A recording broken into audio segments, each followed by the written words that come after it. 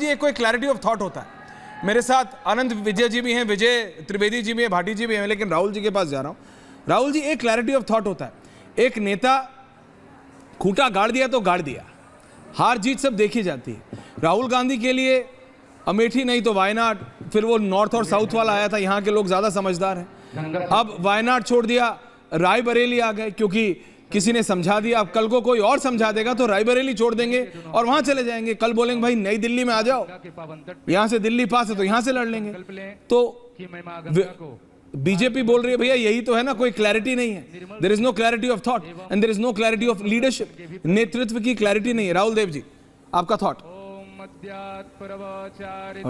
देखिए, हमारी राजनीति में कांग्रेस के हर काम को, हर फैसले को बीजेपी का आलोचना करना उसका धर्म है, और बीजेपी के हर काम और फैसले को कांग्रेस विपक्ष उसकी आलोचना करेगा और उसमें मीन मेख निकालेगा। इसमें नया क्या है? तो इसमें हमें इतना आश्चर्य क्यों हो रहा है? मोटी बात यह है कि तथ्य क्या है हमारे सामने। तथ्य ये है कि भाई रायबरेली से वो जीत गए, वो वायनाड से भी जीत गए, अमेठी से वो छोड़कर। अब आनंद यहाँ बैठे हैं तो अमेठी के विशेषज्ञ हैं, वो बताएंगे कि वहां पर वो शर्मा जी से कैसे हार गई स्मृति जी, लेकिन वो सीट भी कांग्रेस को मिल गई। अब उनको ये फैसला करना था, दोनों में से कोई एक ही छोड़ना था, उनको एक रखना था। उन्होंने अपना फैसला किया है। अब इस पर किंतु परंतु दूसरे विपक्ष को लगाने का अधिकार है, वो लगाते रहेंगे, लेकिन इससे तथ्य नहीं बदलेंगे। नहीं, मैं आपसे तथ्य ये है कि भाई एक बड़ी जीत, as a senior journalist, as a political analyst, how do you see? क्योंकि नरेंद्र मोदी वर्सेस राहुल गांधी किया जाता है, तो राहुल गांधी का ये शेकी ग्राउंड कि कभी यहां कभी वहां, कभी यहां कभी वहां, ऐसा तो नहीं सर कि पहले नेता है जो 2 जगह से जीते हो, और 2 जगह से जीते हैं, एक तो छोड़ना पड़ेगा। तो he has taken a practical decision, that was your right.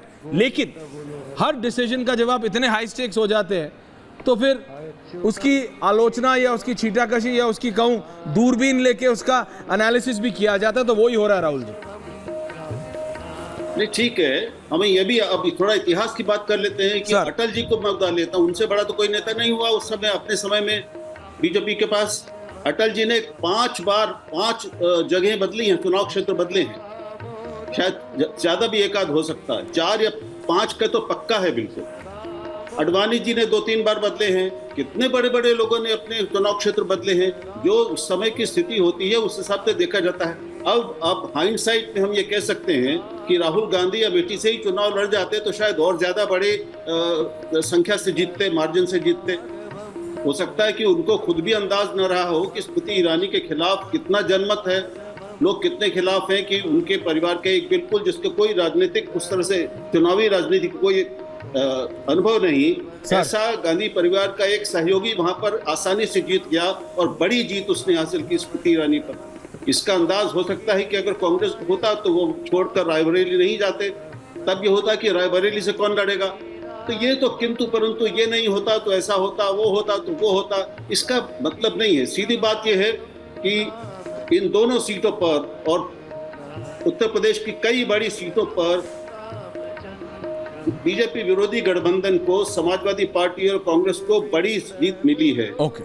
Amethi हम जानते हैं क्या हुआ, लेकिन बनारस में भी क्या हुआ हम जानते हैं कि एक कितनी बड़ी संख्या से प्रधानमंत्री का बहुमत कम हुआ है, उनका मार्जिन कम हुआ है, 3 लाख से 1.5 लाख। राइट, तो ये बड़े तथ्य हैं हमारे सामने, इन सबका विवेचन होना चाहिए। बिल्कुल होना चाहिए। अनंत विजय जी, स्मृति ईरानी अमेठी से हारी, राहुल देव जी कह रहे हैं राहुल गांधी अगर अमेठी से ही लड़ लेते तो मार्जिन और ज्यादा हो जाता जीत का उनकी।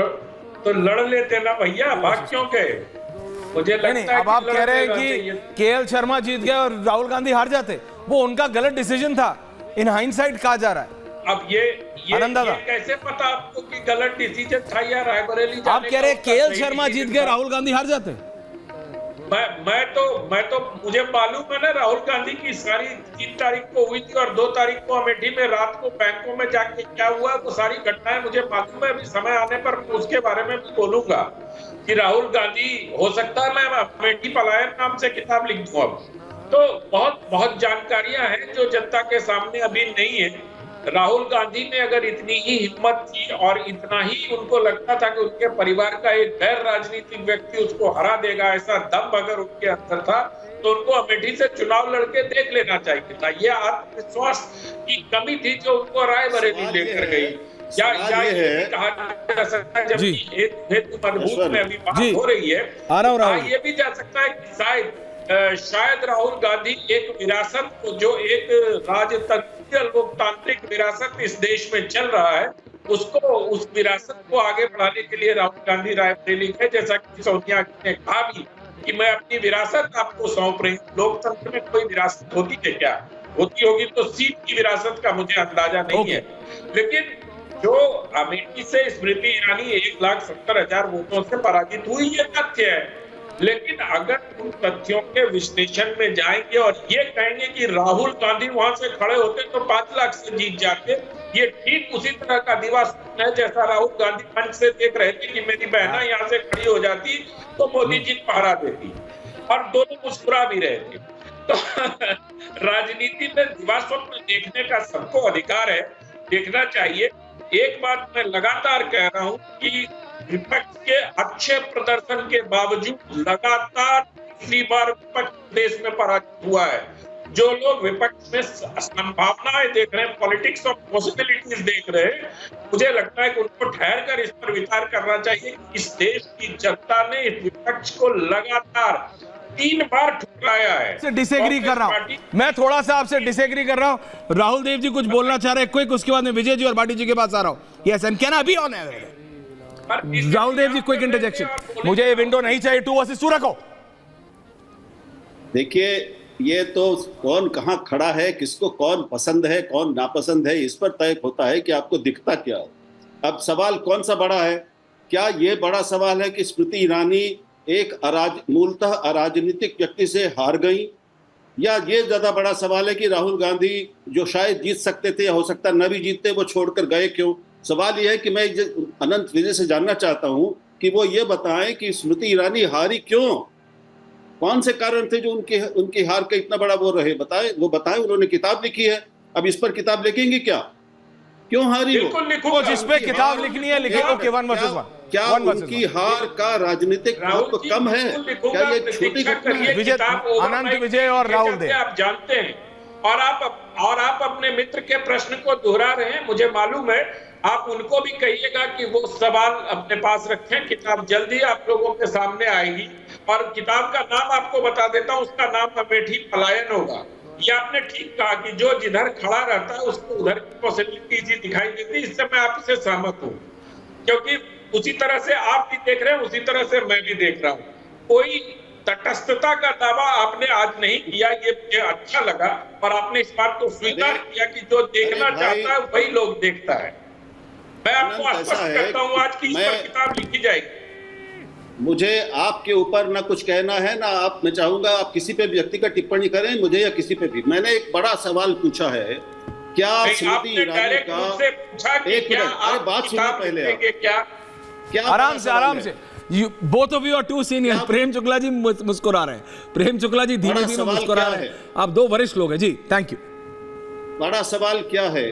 क्या स्मृति ईरानी का एक मूलतः अराजनीतिक व्यक्ति से अमेठी में हारना, उसका राजनीतिक महत्व कोई है या नहीं है? इसमें कोई राजनीतिक संदेश है या नहीं है, या इसका कोई मतलब नहीं है? ठीक है, हार जीत लगी रहती है, इसको कैसे देखेंगे आप? मैं चाहता हूं आप मुझे बताएं, मुझे ज्ञान दें कि ये हार कैसे हुई और क्यों। सर, उस पे पूरा 1 घंटे का डिबेट करेंगे। आप एक बात ये बता दीजिए राहुल जी, सिर्फ विजय जी को भी 5 साल पहले जब कांग्रेस का अध्यक्ष हार गया था अमेठी से, तो उसके क्या राजनीतिक निहितार्थ निकाले थे आप लोगों ने? इस प्रश्न का उत्तर दे दीजिए। सर, जनता इस देश में देखिए, इस देश में पहले कभी ऐसा नहीं हुआ था कि कांग्रेस पार्टी का कोई अध्यक्ष पद पर रहते हुए हार गया था। तब किस प्रकार के राजनीतिक निहितार्थ पर चर्चा की? मैं सिर्फ इतना कह रहा हूं अनंत विजय जी,